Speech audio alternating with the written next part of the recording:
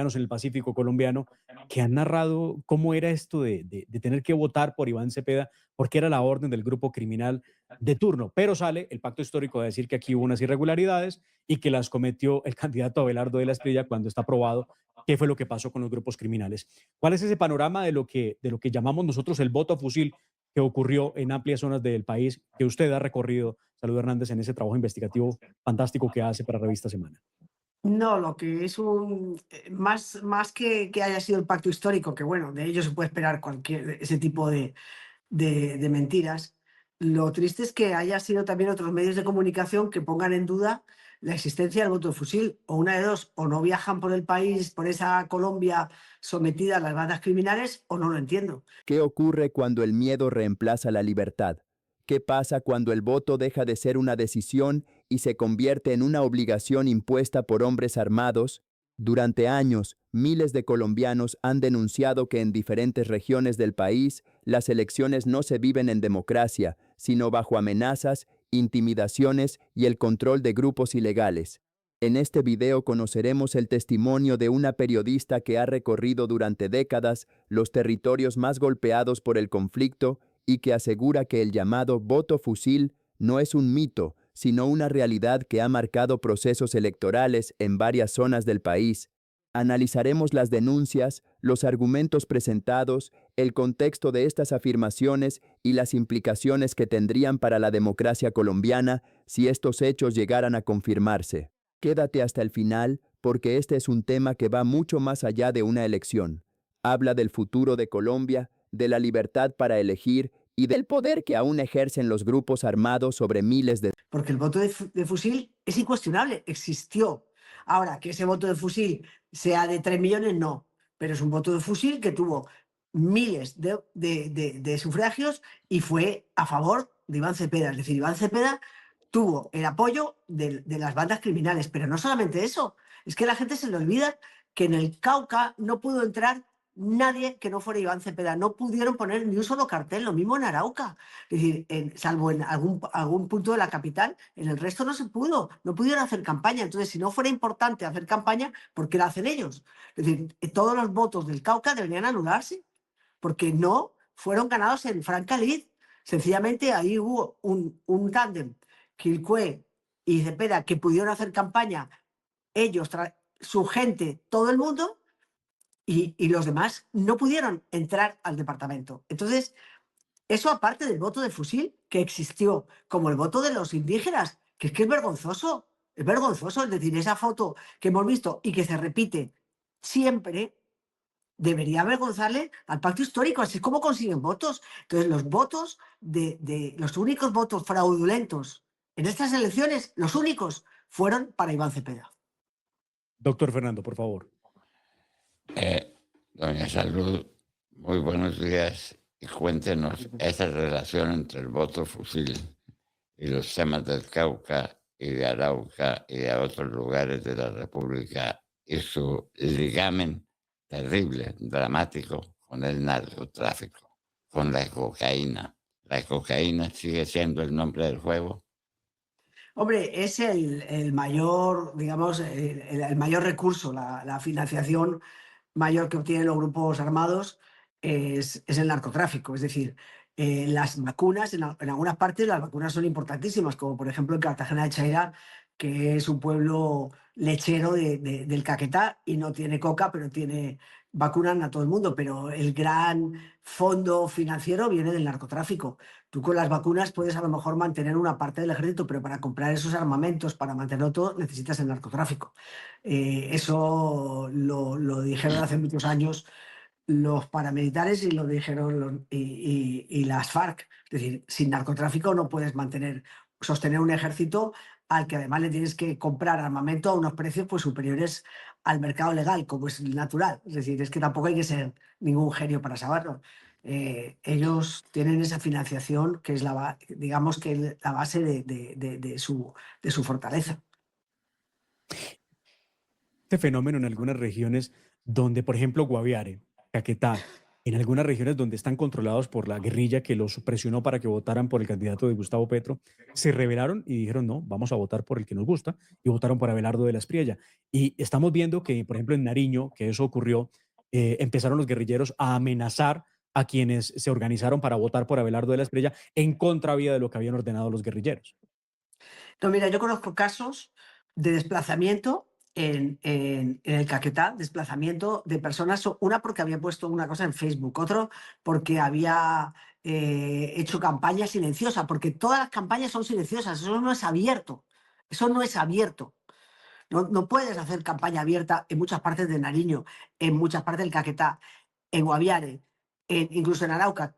¿Qué pasa? Que tu guerrilla, tú puedes controlar las veredas, tú puedes controlar las poblaciones pequeñas, tú no puedes controlar Arauca capital, tú no puedes controlar muchos votos de Saravena, porque Saravena ya es una población de 30.000, 20 tantos, es decir, cuando ya son cifras altas, ellos no pueden controlar el casco urbano. Por eso en Arauca, por ejemplo, terminó ganando Abelardo de la Espriella, pero no pudo hacer campaña, sencillamente es un voto de opinión, es voto de la gente que está harta de toda esa guerrilla. Entonces, la guerrilla, por supuesto que ha presionado, pero es que la gente, es decir, ellos convocan a las juntas de acción comunal, por ejemplo, uno de los sistemas, convocan a la junta de acción comunal y les dicen, no queremos ver en su vereda un solo voto por Abelardo, justo por Abelardo. Ustedes verán, no queremos ver un solo voto para Abelardo. Yo conozco un caso de una vereda de gente que votó en un momento dado en primera vuelta por Paloma Valencia y al final luego me decía, es que no merece la pena jugarse la vida. Es decir, vamos a votar por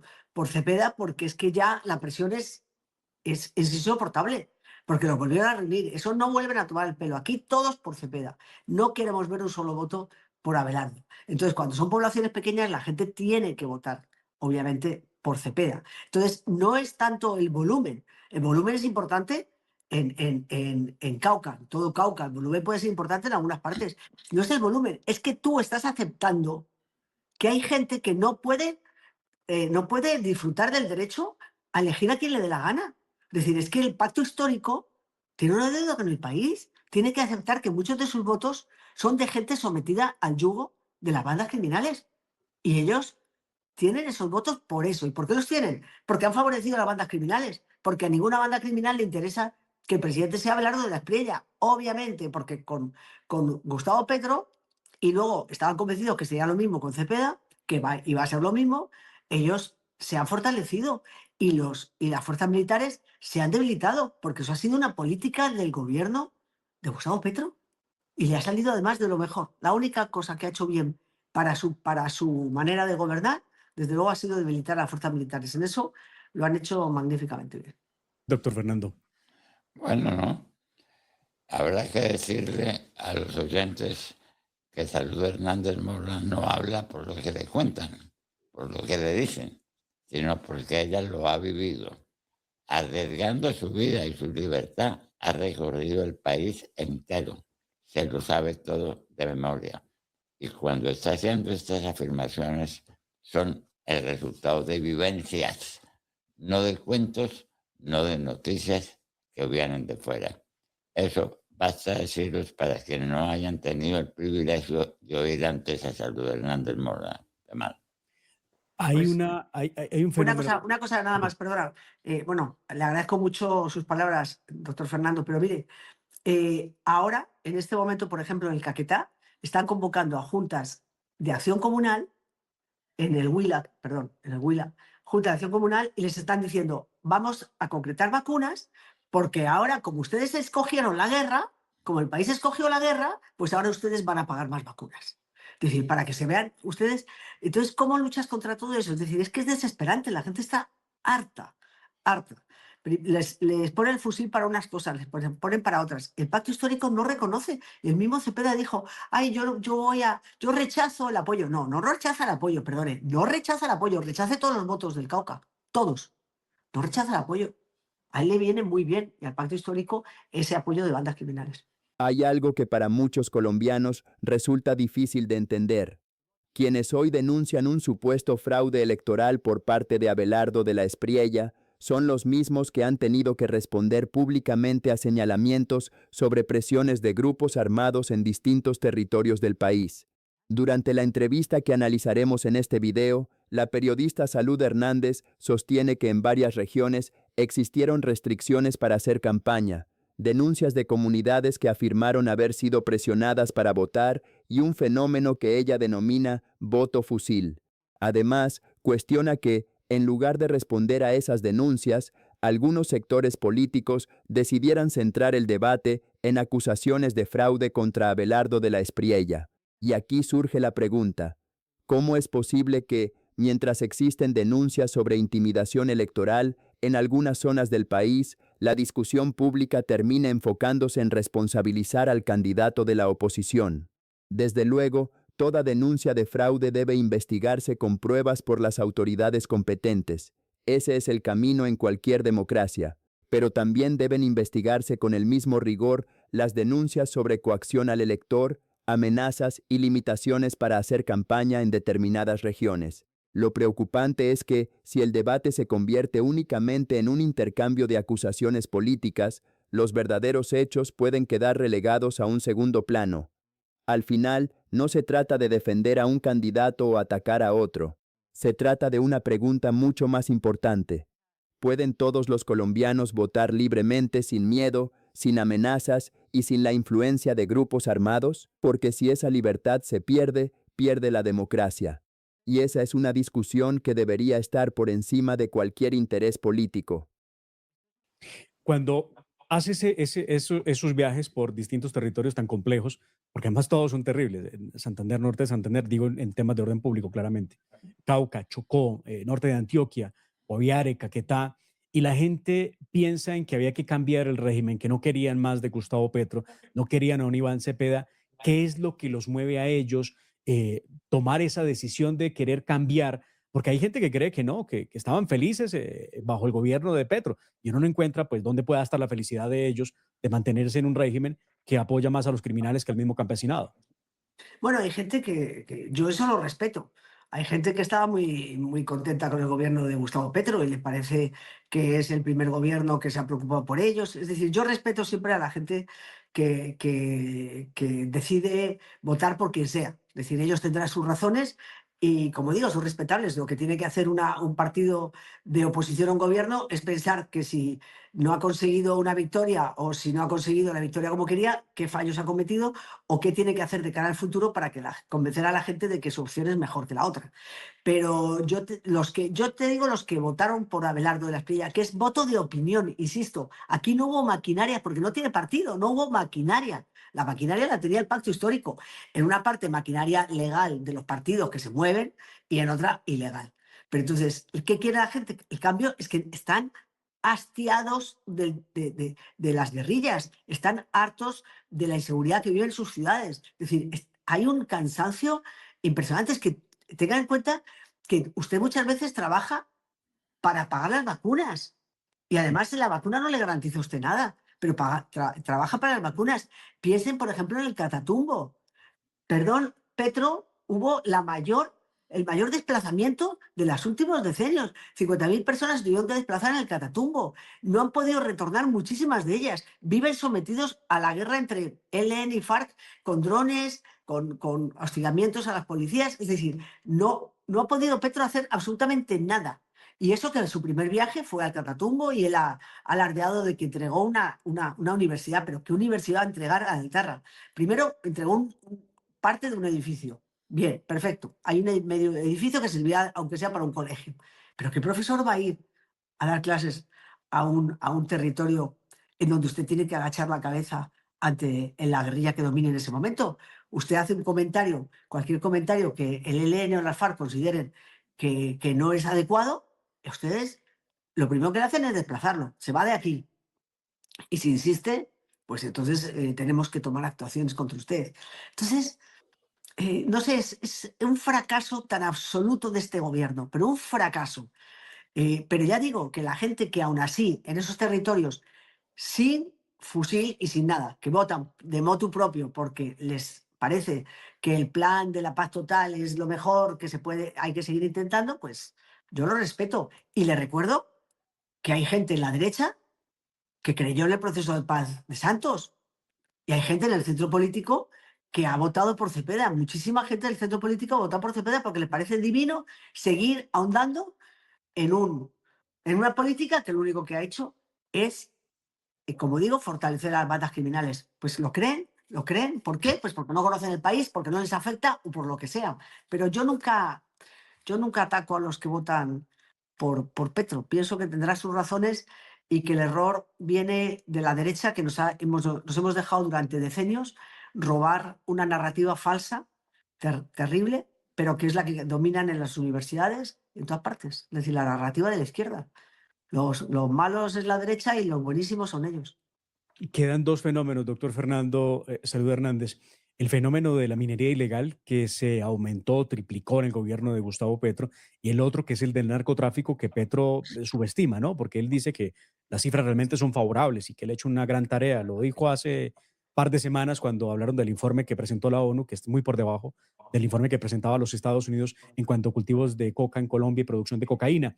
Esos dos fenómenos, ¿cómo avisora usted que se van a tener que asumir o van a tener que enfrentar en el gobierno de Abelardo de la Espriella, que son brutales: minería ilegal y narcotráfico? Pues mira, como a mí me interesa el medio ambiente por encima de todo, creo que la minería ilegal es peor todavía, es más devastador. Es decir, la minería ilegal se ha salido de las manos. Es un fenómeno absolutamente desbordado. Y ya no solamente es un fenómeno de minería criminal, como llaman, no. Esto es un fenómeno social, es una problemática social, que está asociada a una problemática, si quieres, criminal. Pero es social. Es decir, tú no acabas con esos mineros fácilmente. Y luego le recuerdo una cosa. Los norteamericanos, Estados Unidos atacó el arco minero en Venezuela y son como 10.000 mineros. ¿Y esos para dónde van a correr? ¿Para dónde? ¿Para las selvas de Colombia? Entonces, usted tiene un problema social de una magnitud que no se pueden imaginar. No tenemos cómo combatirlo hoy día. No hay herramientas para combatirlo. No hay una voluntad de los gobiernos para combatirlo. Sí, de vez en cuando hace un operativo, destruyen 4 dragas, 3 dragones y ya. Eso no sirve para nada. Y un poco de maquinaria amarilla. No sirve para nada. Es decir, o usted hace una política integral contra la minería ilegal, pero integral, en el que tiene que meter al Banco de la República, tiene que meter a los importadores de maquinaria amarilla, tiene que meter a muchas entidades, o estamos condenados a una devastación del medio ambiente brutal. Y eso a mí me parece más difícil todavía de combatir que el narcotráfico, fíjate. Doctor Fernando. ¿No? Además, nos han dado una lección fantástica, como todas las que da Salud Hernández. Pero ¿sabes qué? ¿Sabe que a nadie le interesa? A nadie le interesa. Uno No, va, yo le digo a la ¿cómo? gente del terreno, ¿a usted alguien le ha preguntado? No, no interesa. Es decir, no hablan con el que conoce la situación, porque son situaciones muy complejas. Es decir, usted no acaba con el Cauca con 3 bombardeos, olvídese, ni en Arauca. Son situaciones complejísimas, complejísimas, son problemas ya, es decir, usted le ha dado, por ejemplo, en el Cauca un poder a la CRIC que no tiene justificación, pero cuando estaba Duque pudo haber firmado la existencia de otra organización indígena y no lo firmó. La gente le tiene miedo a la CRIC, no lo entiendo. Es decir, pero no solamente es la CRIC, que son las invasiones de fincas, son las peleas entre los afros y los indígenas. Es el poder que les ha dado, concedido ustedes a los consejos comunitarios. Esto es un reino, como decían, de pequeñitos reinitos. Usted no puede entrar hoy día a cualquier lugar. Si yo voy a Suárez Cauca y me voy a la vereda no, al corregimiento de Francia Márquez, yo no puedo entrar.